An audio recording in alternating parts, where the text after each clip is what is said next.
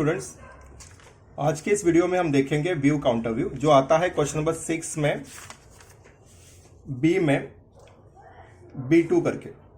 Question number 6 में हमें B part होता है, बी पार्ट में B1 एंड B2 ये दो सब पार्ट होते हैं।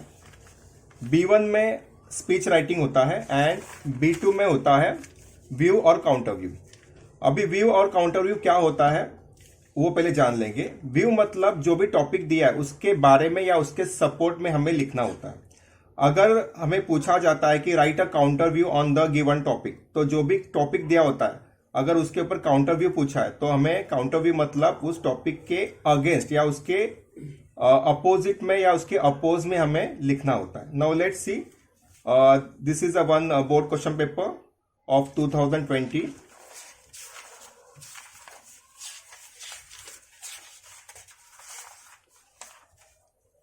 ये 2020 का बोर्ड पेपर है जिसमें क्वेश्चन आया था B2 right your counter view on the topic internet will soon replace books. अभी यहाँ पे टॉपिक दिया है कि internet will soon replace book, तो इसके अगेंस्ट लिखना है क्योंकि इन्होंने क्या पूछा है कि राइट योर काउंटर व्यू। उसके लिए पॉइंट्स दिए हुए हैं। The very first point is easily accessible, time saving, economical, then authentic, then store house of information. अभी ये जो भी पॉइंट्स दिए हैं ये पॉइंट्स के अगेंस्ट में हमें लिख के काउंटर व्यू लिखना है on which topic internet will soon replace book. इसका मतलब टॉपिक में हमें बताया गया है कि इंटरनेट क्या करेगा, बुक को रिप्लेस करेगा बहुत ही जल्द।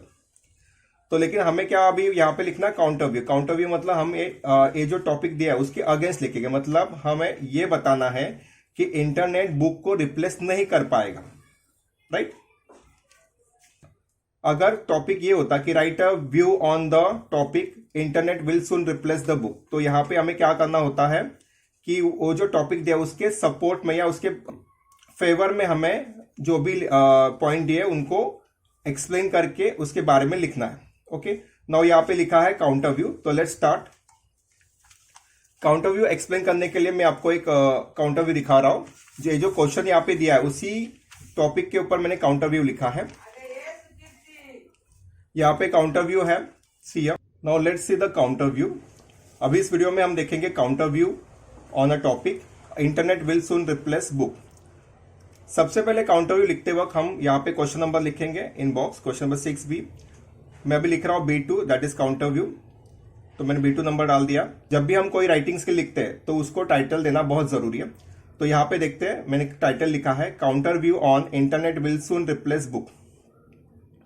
अगर समझो व्यू होता तो मैं यहाँ पे टाइटल देता view on internet will soon replace book, या फिर इसको हम लोग ऐसे भी लिख सकते हैं कि internet can not replace books, right.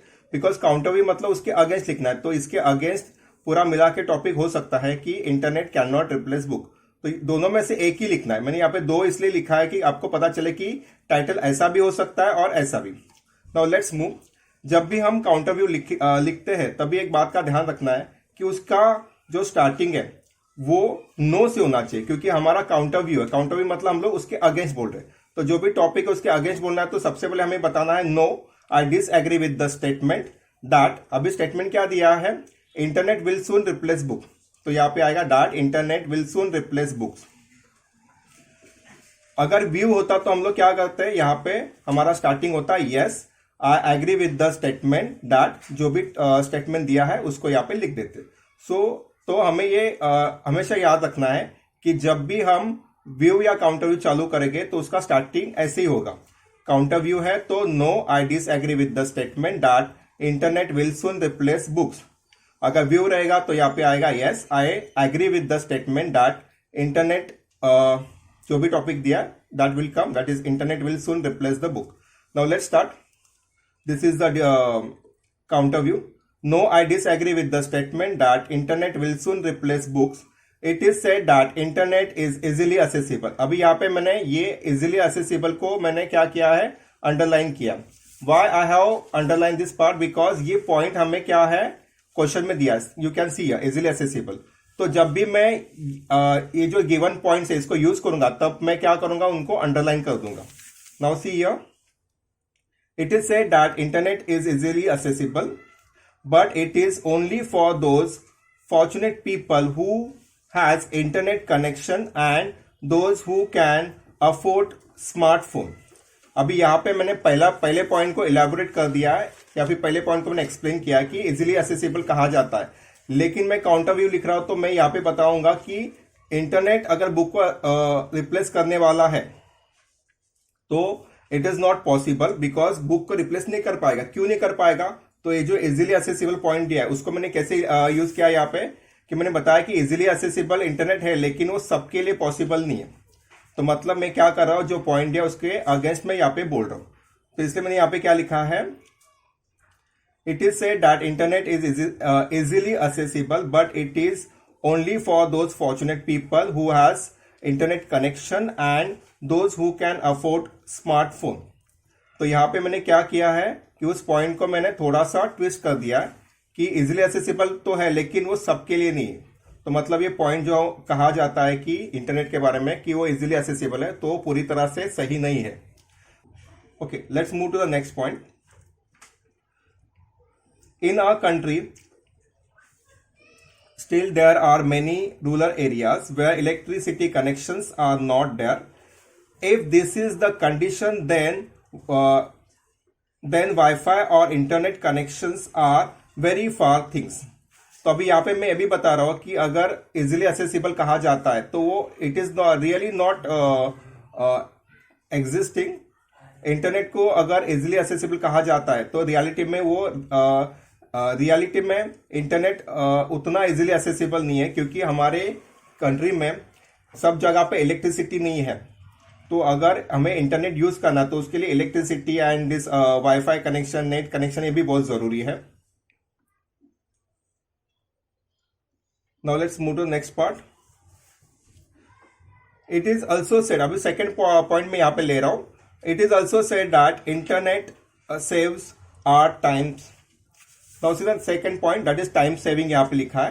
तो टाइम सेविंग के बारे में मैं अभी यहाँ पे क्या बताऊंगा कि टाइम सेविंग कहा जाता है वो रियलिटी में वैसा नहीं है. तो क्या अभी यहाँ पे मैं कैसे लिख रहा हूँ, let's see.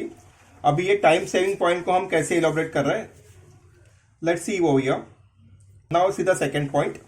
It is also said that internet saves our time और it is time saving, but at what cost. Now यहाँ पे टाइम सेविंग के बारे में हम बता रहे हैं कि टाइम सेविंग बताया जाता है, लेकिन eight what cost. Time saving है लेकिन उससे क्या होता है, हमारे हेल्थ के ऊपर भी इफेक्ट होता है. Now see here, continuous exposure to the computer screen affects our eyes and our health. Is it really worth it? तो ये सेकेंड पॉइंट यहाँ पे मैंने एलैबोरेट कर दिया है. See the third point. It is also said that use of internet is economical. In my opinion, though it seems to be economical, but in reality it is not true. अभी यहाँ पे मैं क्या कर रहा हूँ कि जो भी पॉइंट दिया है उसके अगेंस्ट में लिख रहा हूँ, क्योंकि ये मेरा काउंटर व्यू है. तो मुझे तो हमें ये हमेशा याद रखना है कि जब भी हम काउंटर व्यू लिखेंगे तभी हमें जो भी पॉइंट दिए उनके अगेंस्ट ही लिखना है. Now see how I am writing about the third point. It is also said that use of internet is economical. In my opinion, though it seems to be economical, but in reality it is not true, because for using internet we have to pay every time. But if we invest money in book one time, then we can use the same book many times to assess the information. Even other can also use the same book free of cost. Now यहाँ पे मैंने जो third point है economical, कि internet क्या है, it is economical, but मैं क्या बता रहा हूँ कि it is not really true, because for using the internet we have to pay each and every time, but actually use of book it is economical. Now see the next point, that is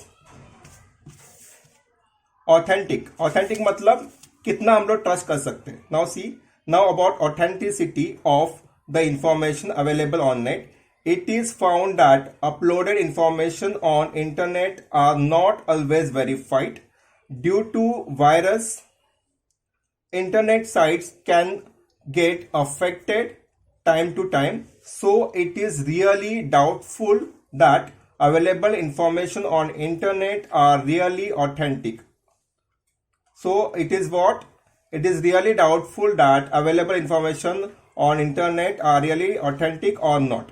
तो यहाँ पे मैंने authentic जो topic है मतलब कितना trust कर सकते हैं, that topic I have said that it is not true, because जो भी नेट पे इंफॉर्मेशन होता है वो कई बार वेरीफाइड नहीं होता या फिर कोई कंप्यूटर वायरस से भी वो अफेक्टेड हो सकता है। Now see the last point, that is store house. See, it is true that internet is storehouse of information, but this storehouse we can access only when there is mobile or computer in working condition. अभी यहाँ पे मैं जो last point है उसको मैं elaborate कर रहा हूँ। अभी यहाँ पे इसके अगेंस्ट लिखना डिफिकल्ट जा रहा है क्योंकि ये हम जानते हैं कि इंटरनेट सच में एक स्टोर हाउस की तरह है, बट फिर भी उसमें हमें कुछ ड्रॉबैक निकालने हैं। तो इसमें मैंने ड्रॉबैक क्या निकाला है कि ये स्टोर हाउस हम तभी यूज कर सकते हैं जब वो क्या है, जब मोबाइल या फिर कंप्यूटर वर्किंग कंडीशन में होगा। अगर वो वर्किंग कंडीशन में नहीं है तो ये स्टोर हाउस हम लोग यूज नहीं कर सकते। Now see the next, when there is a mobile और computer in working condition but we can use books anywhere any time and many times without any electricity, internet और WiFi. अभी now the ending part. In short, the internet can supplement books but can never replace books. So like this, whenever we are writing counter view, we have to at the end we have to come to the conclusion, that is whatever we have said earlier, that the internet cannot replace the book. So that same conclusion will come here. में क्या होगा कि जो भी topic हम लोग बता रहे हैं या फिर जिस टॉपिक के ऊपर हम लोग काउंटर व्यू लिख रहे हैं या फिर जो भी हम चीज को सपोर्ट करें वही चीज हमें यहाँ पे एंडिंग में प्रूव करके बताना है। जैसे हमने यहाँ पे प्रूव किया कि this internet can never replace book. I hope student you have understood this counter view part very well. If you have still any doubt or query, you can ask me in a comment box. Thank you.